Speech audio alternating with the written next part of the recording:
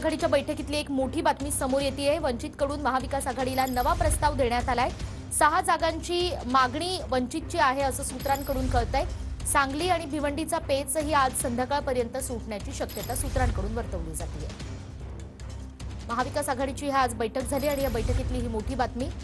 वंचितकडून महाविकास आघाडीला नवा प्रस्ताव देण्यात आलेला आहे। वंचितने सुरुवातीला 7 जागांची मागणी केली होती आणि महाविकास आघाडीकडून त्यांना 4 जागा देण्यात येणार होत्या।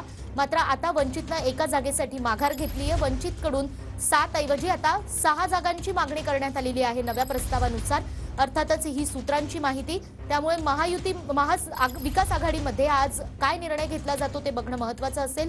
सोबतच सांगली आणि भिवंडीच्या जागेचा जो पेच निर्माण झालेला आहे, सर्वच पक्षांमध्ये जी रस्सीखेच बघायला मिळते महाविकास आघाडीमध्ये, त्याचाही पेच आज संध्याकाळपर्यंत सुटण्याची शक्यता आहे। अधिक तपशीलवार माहिती आपल्याला देतील आपले प्रतिनिधी दिनेश दुखंडे। दिनेश, शरद पवारांच्या घरी महाविकास आघाडीच्या नेत्यांची बैठक पार पडल्यानंतर त्यातले अपडेट्स असे समोर येत आहेत की वंचित बहुजन आघाडीकडून महाविकास आघाडीला नवा प्रस्ताव देण्यात आलेला आहे आणि हा नवा प्रस्ताव 6 जागांचा आहे। यापूर्वी महाविकास आघाडीनं 4 जागांचा प्रस्ताव वंचित बहुजन आघाडीला दिला होता आणि या प्रस्तावावर वंचित बहुजन आघाडीचे सर्वेसर्वा प्रकाश आंबेडकर यांनी नापसंती व्यक्त केली होती।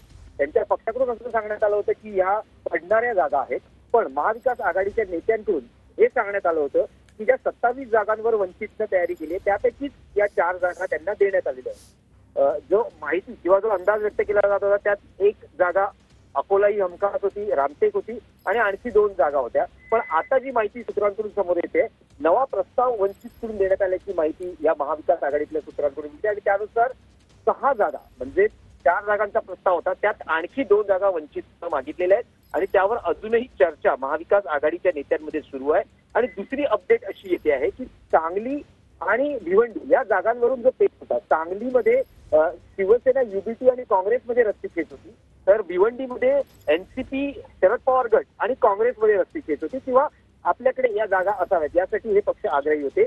सायंकाळपर्यंत शरद पवारांच्या मार्गदर्शनाखाली हा पेच सुटण्याची दाट शक्यता व्यक्त केली जाते। तसंच या बैठकीत महाविकास आघाडीच्या प्रचाराच्या व्यूहरचनेवरही चर्चा करण्यात आल्याची माहिती सूत्रांकडून मिळते। दिनेश, धन्यवाद या सगळ्या सविस्तर माहितीसाठी। महाविकास आघाडीतली ही महत्त्वाची बातमी आपण पाहतो आहोत। वंचितकडून महाविकास आघाडीला 6 जागांचा हा नवा प्रस्ताव देण्यात आलेला आहे।